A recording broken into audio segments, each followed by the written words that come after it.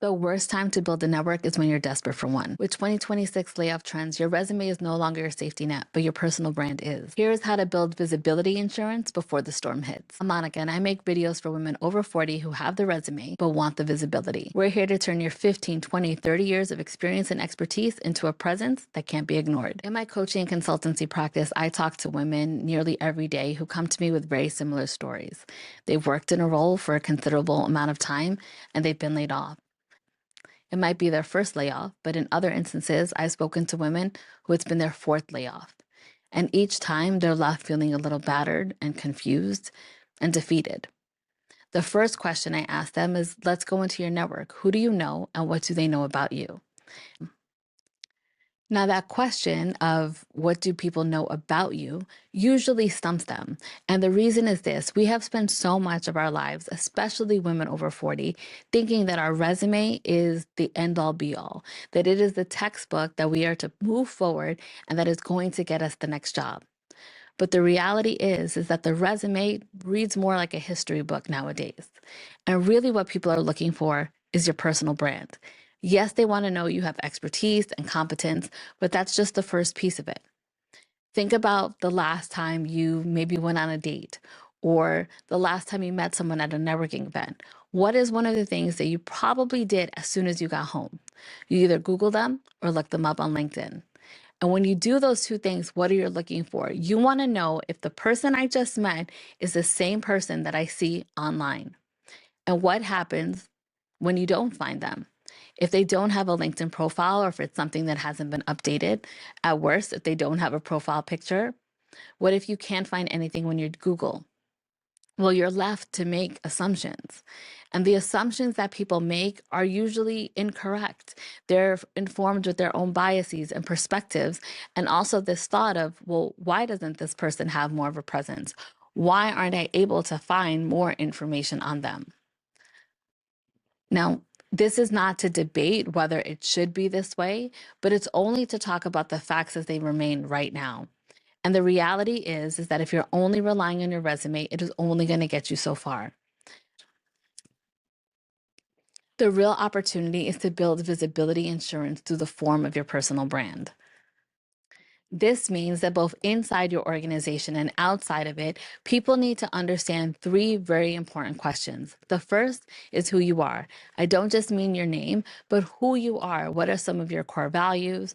What are the things that you represent? What are some of your levels of expertise or talent that you have? The second piece is, who do you help? If I want to connect you with someone else, then I need to know what your name is, who you help, what industry you're in. Now, there are three very important things that each person is going to need to know as you build up your visibility insurance. You want everyone you meet to be able to answer these three questions about you. But first, you have to be clear on these questions for yourself. The first one is, who are you? More than just your name, who are you? This could be your location. This could be the area of expertise that you have, but who are you? What are some of your values that you adopt? What are some of the things that you want to bring forward so that people can start to connect your name with some of these things? The second question is, who do you help? This is not just industry, but I want you to think more broadly. You have a certain level of skills and expertise and talents, but for those skills, expertise, and talents, I call them your set. What does your set represent? Who can your help? Who can your set benefit? What is the group of people or single person that your products, that your services, that your expertise, that your talents can help serve? People need to be clear on that so that then when they think of people that they can introduce you to in their network or they meet someone else, they connect you with the very person that you can help. And then lastly, it's what do you do? So let's give this an example. A resume is a list of where you've been, but a personal brand is a signal of where you're going. So if you're leaning on your 20-year pedigree to get you to the next big opportunity and it's not working, it might be because you're leading with history and not with your authority. We have been told that We have been told that our resume is the most important thing. It is the holy grail. But in 2026, I would argue that your resume is probably more like reading a history book.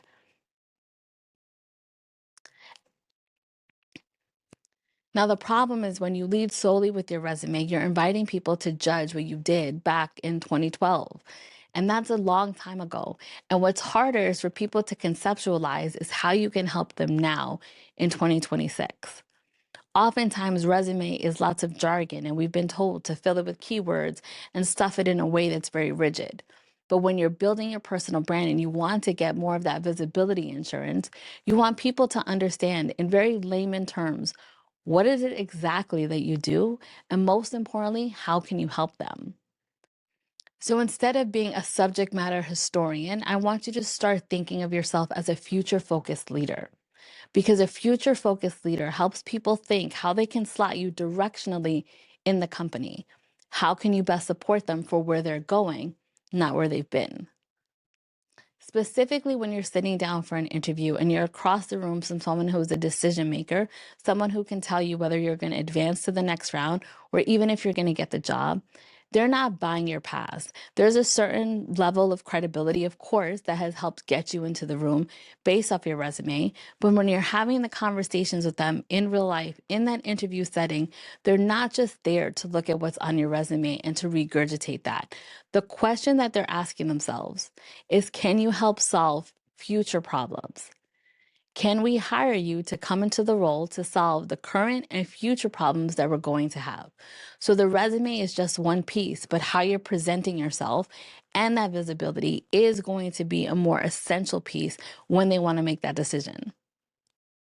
The second thing to know is that in 2026 and beyond, people are Googling you. They're either looking at your LinkedIn, they're searching for you on social media, but they want to find something other than what you're presenting on a resume.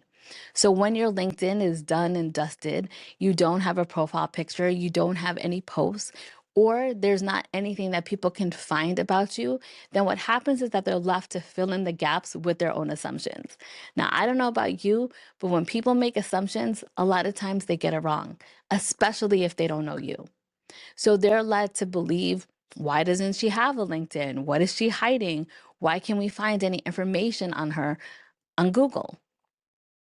So, yes, you have this expensive resume that shows all of the great work that you've done in 20 years, but people also want to know, who are you now? What kind of culture fit do you bring to the organization? Will you be able to complement the existing members that they have on their team? Will you be able to fit in? Or is it going to be harder to understand what your place will be within the organization or the company? So, these are very real considerations that I want you to think about because it's impossible for us to have those on a resume.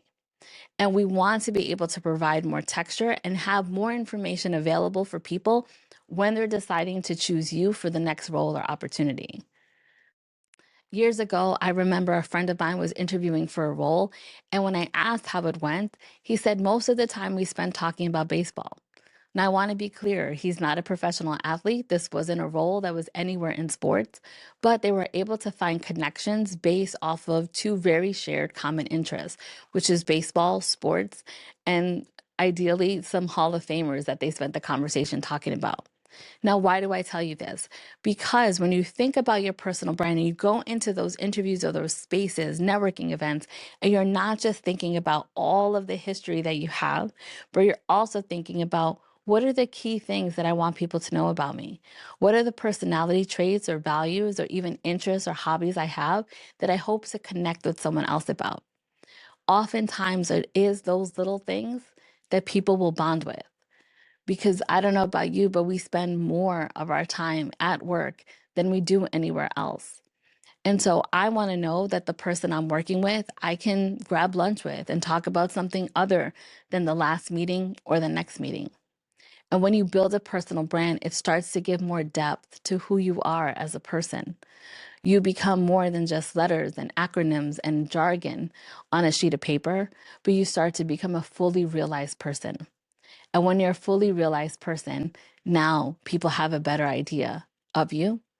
And this is where visibility gets built. We want your LinkedIn and your boardroom energy or your interview conference room energy to tell the story so clearly that your resume is merely a formality. It's merely the piece of paper that gets concatenized on some algorithm and brings you to the HR person so that you come in for an interview. But that visibility insurance, it helps you when you're in the interview conversations, but it also helps you before you even need a role. As you think about building your personal brand, I call it visibility insurance because it is already laying the groundwork to answer three key questions that every single person needs to know to be able to help you get to your next opportunity. The three questions are this: who are you? What do you do? And how can you help them? And number three is the most important question. So, first is who you are. People want to be clear. Are you sure everyone knows your name? Now, this might sound funny, it might even sound bizarre, but we sometimes overestimate our presence in other people's lives. Are you sure that people know who you are? I'll share when I was first working in an organization in my career, everyone kept calling me by a different name. Now, was it partly microaggression? Yes, because they kept calling me Maria instead of my name, Monica. But also, there was a disconnect that the person kept failing to realize who I was and called me by another's name. So I needed to do more work to step up and to be more present and also to be more communicative in those rooms so that she couldn't call me by someone else's name. So, who are you? Are you clear that people know who you are? Oftentimes, what happens when we're working in organizations, especially if we've had a career that's 15 years or more, is we make assumptions on ourselves. We think that other people must know us.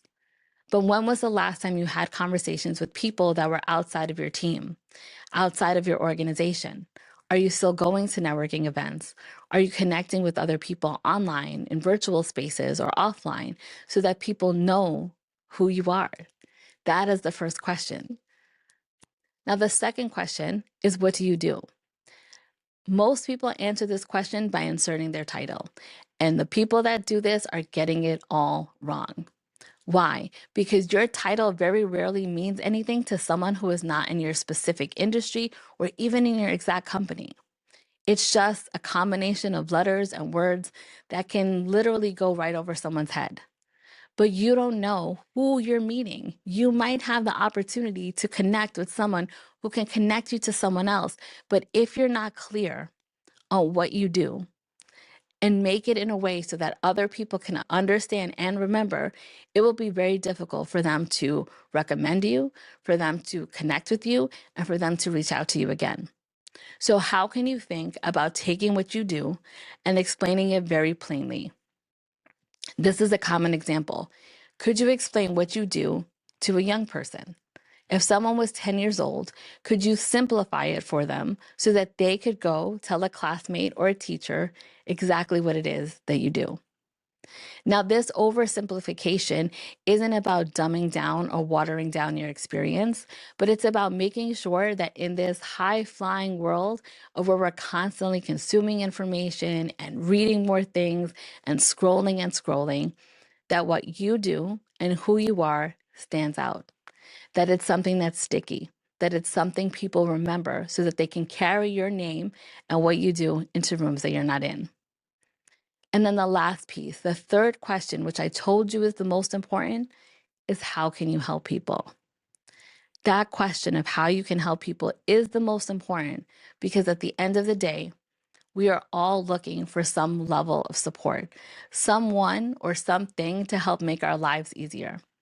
So when you can answer that question clearly, how can you help someone else? How do you help people? That is the $1 million question. That is the question that is going to clearly give you a gold star. Yes, we want to hire this person. Yes, we want to bring them in for another conversation. Yes, we want to connect you to someone else.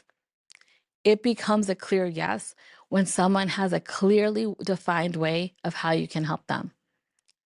Being the help to someone else, alleviating someone's problems, helping them get closer to their goal, their desired results, is truly what everyone is looking for. Living in New York City, my friends joke that there is not a time that we can go out where at least one person doesn't stop to ask for directions. Now, they can ask anyone in the group, but they almost always come to me and ask for directions. I don't know if there's something about my energy, my presence, but I signal to them, this person can help me. That's the same kind of signal that you want to be able to give to other people. How can you help me? And that this person, you, are going to be the one that's able to do it. Whether we're looking for directions, where we want to find the next 30-minute recipe to make for our kids this evening, we want the next project manager or the next leader, the best communicator, to come into our company to help us solve a larger issue. People have to be clear on how you can help them, because it's only through that basic understanding that they can advance you to the next level, that they can call on your name. Now, these questions might sound overly simple. Who are you? What do you do? How can you help people? But I challenge you to write that down and to ask someone else in your immediate circle, and better yet, ask 5 people, can you tell me what I do for work? If they can't answer that question clearly, then you know that there's work to do. There's a messaging problem. There's a way to clarify that. If you ask someone else, how could I help you? If you were looking to hire me, what would you hire me for? How could I help you? Now, these are very simple ways for you to do a pulse check and not have to guess, but really talk to live human beings and ask them how they see you. Most people that I recommend this to, they balk, they resist, they don't want to do this. Why? Because there's an uncomfortability. And also, there's a vulnerability that exists with asking those questions. There's a very real possibility that the answer you might get could indicate that they don't know. But what are you making that mean?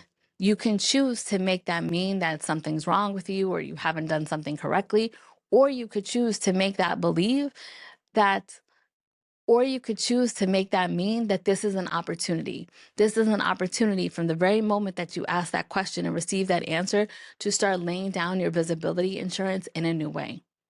This is just data. And the great thing about data is that it can help us. The same way it is helping all of these other companies out there, this same data can help you as you advance in your career, as you start to think about pivoting, building your brand, deciding on the next step for you. But having a clear handle on who you are, what you do, and how you can help people cannot be underestimated. They are the quintessential core questions of what you're going to need as you either build your personal brand, refine your personal brand, or grow your personal brand in the direction of your goals. Your resume is the history book. It is in the past, but you can decide right now what you want your future to look like. You can choose the parts of your career, of yourself, of your story, of your values that are going to be the visibility insurance that you build and steal you from whatever's to come next. It can fortify you as you think of 2026 and layoffs or pivots, or even you deciding to make a different career choice for yourself. Your personal brand will help get you there. If you are tired of being overqualified but under-recognized, how are you positioned and what does your message say? We don't need to rewrite your history, but we do need to intervene on your strategy. This is why I am offering a strategic intervention. This is an opportunity for you and I to spend 2 hours together building what your strategic intervention looks like. This is where we can determine what is your current personal brand. We'll take a look at your LinkedIn profile. We'll take a look at wherever else you live on the internet. We'll also factor in your resume. And then most importantly, it's a conversation. What are your professional goals? Are you looking for a promotion? Are you looking to deliver a big talk? Do you want to pivot into something entirely new? But with this strategic intervention, we get to lay out those steps. You have me as your thought partner and as your strategic guide to build what that roadmap will be for you in 2026 and beyond. In the description, there is a link to book your strategic intervention. Go to that link, book a call, and let's make your presence match your pedigree. I'm Monica, and I make videos for women over 40 who want to be seen, heard, and recognized for the brilliance that you already bring. So let's get your expertise and your experience recognized. See you next time.